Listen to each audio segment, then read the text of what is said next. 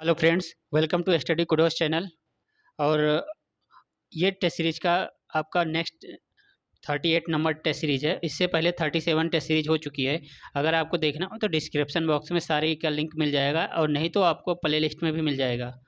और अभी तक आपने हमारे चैनल को सब्सक्राइब नहीं किया तो इसे सब्सक्राइब जरूर कर दीजिए, और अपने दोस्तों के साथ इसे शेयर करना मत भूलें। प्रश्न नंबर 76 कह रहा है कि एक समीकरण दिया गया है, उसमें यस का मान क्या होगा। तो इसमें यस का मान होगा ऑप्शन डी 115। आप इसे पहुँच करके इसे सॉल्व जरूर कीजिए टेस्ट सीरीज, ताकि ऐसे आपको काफ़ी क्वेश्चन मैथ के आपके सॉल्व हो जाएंगे। प्रश्न नंबर 76, कुछ बढ़इयों ने एक काम 9 दिन में कर देने का वचन दिया, परंतु उनमें से 5 अनुपस्थित थे और शेष आदमियों ने काम 12 दिन में पूरा किया। बढ़ई की मूल संख्या कितनी थी?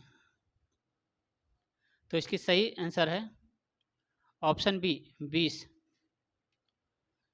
प्रश्न नंबर 78 कह रहा है यदि x बराबर 2/3 हो तब 9x² माइनस 3x माइनस 11 कितने के बराबर होगा। तो सही ऑप्शन है ऑप्शन सी -5 के बराबर। प्रश्न नंबर 79, माना f दिया गया समीकरण जहां ABC नियत है, यदि f बराबर f ब्रेकेट -7 बराबर 7 हो तो f ब्रेकेट 7 बराबर कितने होगा। तो इसका सही ऑप्शन होगा ऑप्शन ए -17 के। प्रश्न नंबर 80, ए व बी मिलकर किसी कार्य को 8 दिन में पूरा कर लेते हैं। बी अकेला इस कार्य को 12 दिन में पूरा कर सकते हैं। बी इस कार्य को 4 दिन में करने के पश्चात छोड़ देता है। शेष कार्य को पूरा करने में एक कितना समय लेगा। तो इसका सही ऑप्शन है ऑप्शन सी 16 दिन। 16 दिन का समय लेगा। प्रश्न नंबर 81,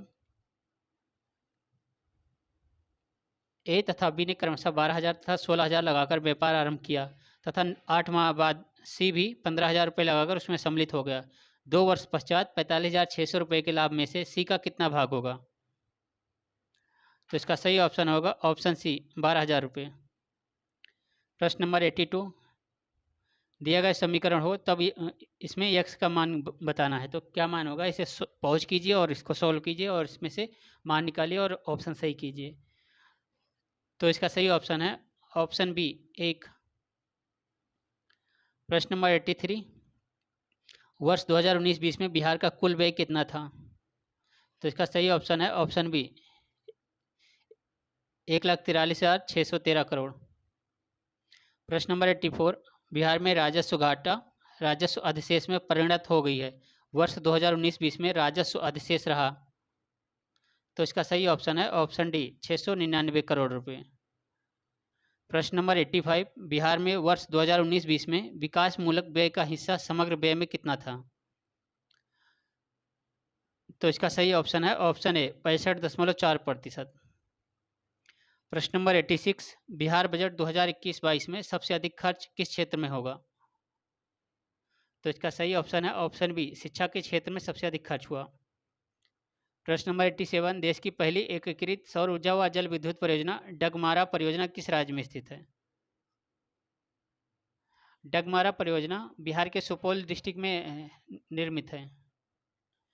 प्रश्न नंबर 88, मेरा जीवन संघर्ष बिहार से संबंधित किस स्वतंत्रता सेनानी की आत्मकथा है जिसमें अमेरिका के एक विश्वविद्यालय में पढ़ाया जाना है।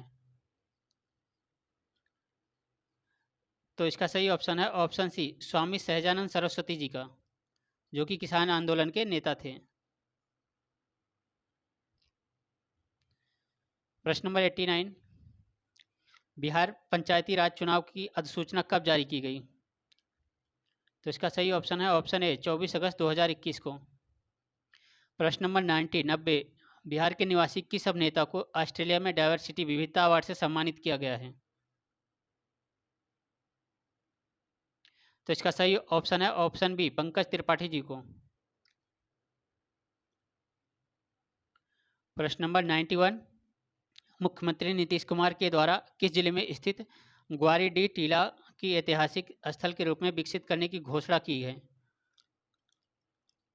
तो सही ऑप्शन है ऑप्शन ए भागलपुर। प्रश्न नंबर 92, बिहार के किस जिले में राज्य का पहला टेस्ट ट्यूब माध्यम से गाय के बच्चे का जन्म हुआ है? तो इसका सही ऑप्शन है ऑप्शन सी, बेगूसराय। प्रश्न नंबर 93, वर्ष 2019 में बिहार में वृक्षादन और वनाच्छादन राज्य की कुल भौगोलिक क्षेत्रफल का कितना है? तो इसका सही ऑप्शन है ऑप्शन ए, 9.9%। प्रश्न नंबर 94, भारत राज्य वन रिपोर्ट 2019 के अनुसार वर्ष 2017 की तुलना में वर्ष 2019 में कुल वन वृद्धि हुई, कितनी वृद्धि हुई? तो इसका सही ऑप्शन है ऑप्शन बी, 0.77%। प्रश्न नंबर 95, सन 2011 की जनगणना के अनुसार जनसंख्या घनत्व की दृष्टि से बिहार का भारत में राज्यों में कौन सा स्थान था? तो इसका सही आंसर है ऑप्शन ए, प्रथम स्थान, क्योंकि यहाँ पे सर्वाधिक जनसंख्या घनत्व पाया गया। प्रश्न नंबर 96, बिहार के किस जिला में कुशेश्वर पश्चिम बिहार स्थित है? तो इसका सही आंसर है ऑप्शन डी, दरभंगा में। प्रश्न नंबर 97, गार्गी संहिता के अनुसार पाटलिपुत्र पर यवनों के आक्रमण हुआ, यह आक्रमण किसके शासनकाल में हुआ? तो इसका सही आंसर है ऑप्शन डी, पुष्यमित्र शुंग के शासनकाल में। प्रश्न नंबर 98, जहानाबाद में स्थित नागार्जुनी की पहाड़ी में गोपी गुफा का निर्माण किसने करवाया था? तो सही आंसर है इसका ऑप्शन बी, दशरथ। दशरथ अशोक का पुत्र था, इसने ही इस गुफाओं का निर्माण कराया था। प्रश्न नंबर 99, वह प्रथम मुगल सम्राट जिसका राज्याभिषेक बिहार में हुआ था? तो वह मुगल सम्राट फर्रुखसियार था, जिसका राज्याभिषेक पटना में हुआ था। प्रश्न नंबर 100, पटना में नमक सत्याग्रह कब शुरू हुआ? तो इसका सही ऑप्शन है ऑप्शन ए, 16 अप्रैल 1930 को। अगर अभी तक आपने हमारे टेस्ट सीरीज को लाइक नहीं किया तो लाइक तो ज़रूर कर दीजिए, सब्सक्राइब भी तो कर लीजिए। प्रश्न नंबर 101, बिहार प्रांतीय बोर्ड की स्थापना हुई थी? तो इसका सही ऑप्शन है ऑप्शन ए, 6 सितंबर 1932 को। प्रश्न नंबर 102, पटना स्वदेशी लीग की स्थापना कब हुई थी? तो इसका सही ऑप्शन है ऑप्शन सी, 1932 ईस्वी में। 1930 ईस्वी में पटना स्वदेशी लीग की स्थापना हुई थी। प्रश्न नंबर 103, महेश नारायण प्रथम संपादक किसके थे?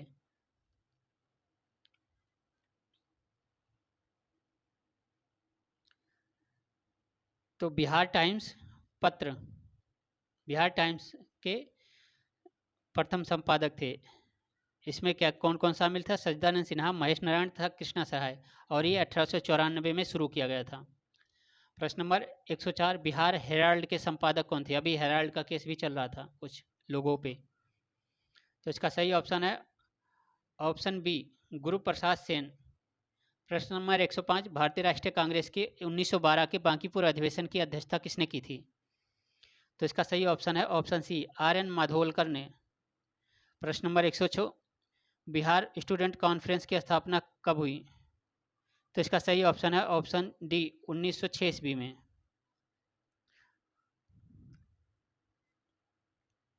प्रश्न नंबर 107, भारत छोड़ो आंदोलन के दौरान जयप्रकाश नारायण द्वारा गठित आज़ाद दस्ते का रेडियो और प्रचार विभाग के अध्यक्ष किसे बनाया गया? तो इसका सही ऑप्शन है ऑप्शन डी, राम मनोहर लोहिया को। प्रश्न नंबर 108, भारत के राष्ट्रपति को यह अधिकार नहीं प्राप्त है कि वह, कौन सा ऑप्शन सही है? तो इसका सही ऑप्शन है ऑप्शन बी, उच्चतम न्यायालय के न्यायाधीश को हटाए, क्योंकि एक बहुत लंबी प्रक्रिया से संसद में महाभियोग लाया जाएगा, उसके बाद महाभियोग पारित होगा, तब जाके राष्ट्रपति हटा सकता है। तो इसलिए राष्ट्रपति को हटाने की शक्ति नहीं है। प्रश्न नंबर 109, संविधान में मंत्रिमंडल शब्द का एक ही बार प्रयोग हुआ और वह है किस अनुच्छेद में? तो इसका सही ऑप्शन है ऑप्शन ए, अनुच्छेद 352 में ही एक बार प्रयोग हुआ है।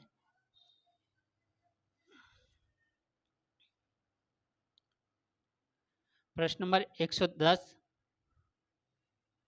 भारतीय संविधान के अनुसार राज्यों की विधायिका में सम्मिलित है कौन कौन सी? तो नीचे दिए गए कूट की सहायता से सही कूट चुनिए।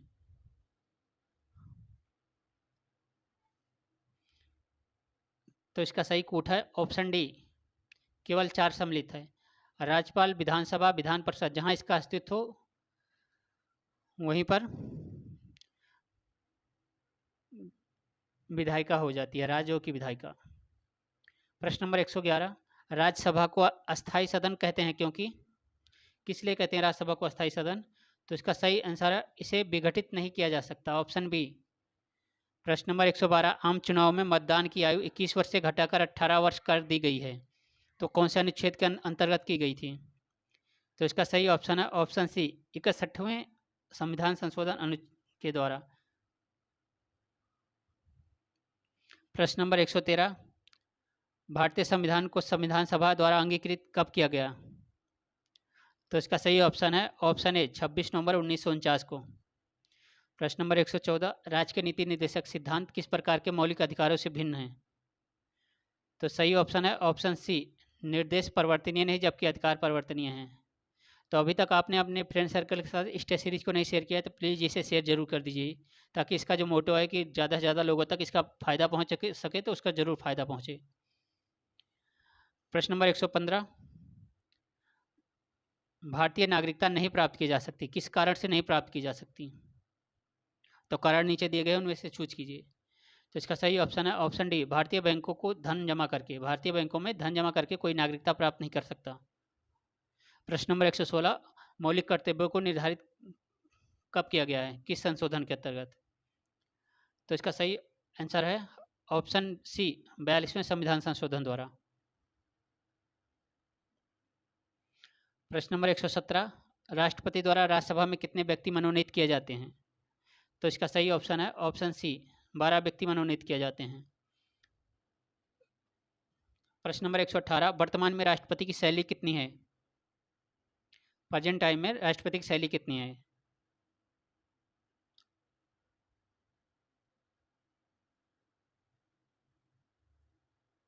तो इसका सही ऑप्शन है ऑप्शन बी, 5 लाख रुपए प्रति माह। प्रश्न नंबर 119, क्योडो किस देश की समाचार एजेंसी है? तो सही ऑप्शन है ऑप्शन सी, जापान की।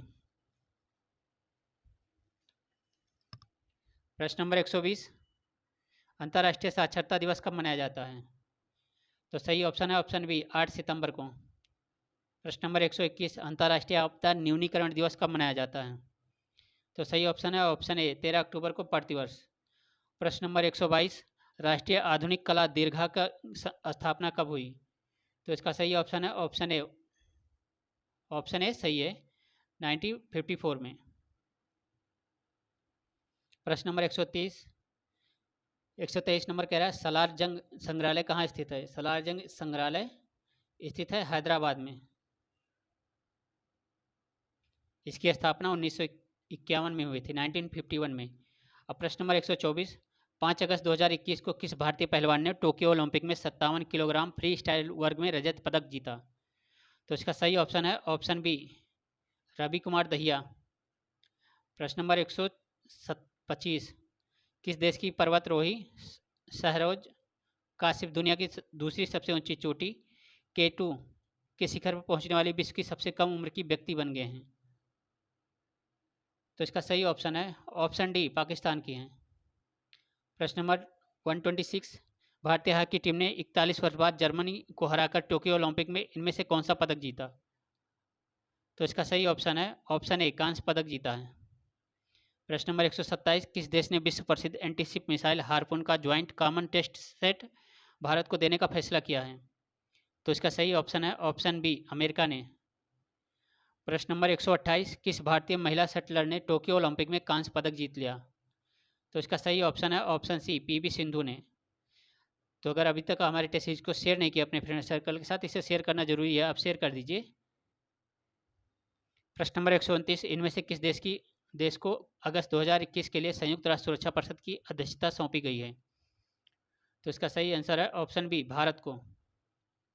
प्रश्न नंबर 130, हाल ही में किस देश ने 3 से 17 वर्ष के लिए कोविड-19 टीके की लॉन्च किया है? तो वो देश है ऑप्शन ए, UAE। प्रश्न नंबर 131, किस अफ्रीकी देश में स्थित ज्वालामुखी नीरागोंगो में विस्फोट के कारण शहर को खाली करना पड़ा? तो सही ऑप्शन है ऑप्शन सी, कांगो गणराज्य। प्रश्न नंबर 132, हाल ही में जारी ग्लोबल लिवेबिलिटी इंडेक्स हाल ही में जारी ग्लोबल लिवेबिलिटी इंडेक्स 2021 में किस शहर को प्रथम स्थान प्राप्त हुआ? तो इसका सही आंसर है ऑप्शन बी, ऑकलैंड। प्रश्न नंबर 133, निम्नलिखित में से किस संस्था ने दुनिया की सबसे लंबी अंडर सी केबल परियोजना का निर्माण की योजना बनाई? तो सही आंसर है इसका ऑप्शन बी, गूगल ने। प्रश्न नंबर 134, ओलंपिक में हिस्सा लेने वाली पहली ट्रांसजेंडर एथलीट कौन बनी हैं? तो सही ऑप्शन है option C, Laurel Hubbard. Laurel Hubbard weightlifter में आई हैं और ये न्यूजीलैंड की वेट लिफ्टर हैं। प्रश्न नंबर 135, 67वां राष्ट्रीय फिल्म पुरस्कार में किस राज्य को फिल्मों के लिए ज़्यादा अनुकूल राज्य का अवार्ड दिया गया है? तो इसका सही ऑप्शन है ऑप्शन डी, सिक्किम को। प्रश्न नंबर 136, हाल ही में प्रारंभ की गई सेज या सेजीई परियोजना का संबंध किस मंत्रालय से है? सेज का मतलब होता है senior care ageing growth engine.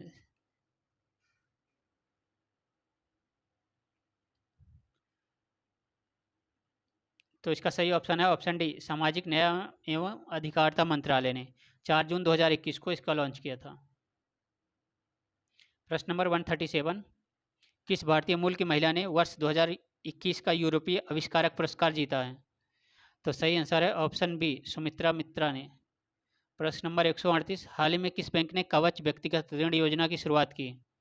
तो इसका सही ऑप्शन है ऑप्शन सी, सेबी बैंक। प्रश्न नंबर 139, हाल ही में किस संस्था के द्वारा देश के पहले नैनो यूरिया लिक्विड को लॉन्च किया गया? नैनो यूरिया लिक्विड, यूरिया का लिक्विड फॉर्म। तो इसका सही ऑप्शन है ऑप्शन ए, इफ्को ने।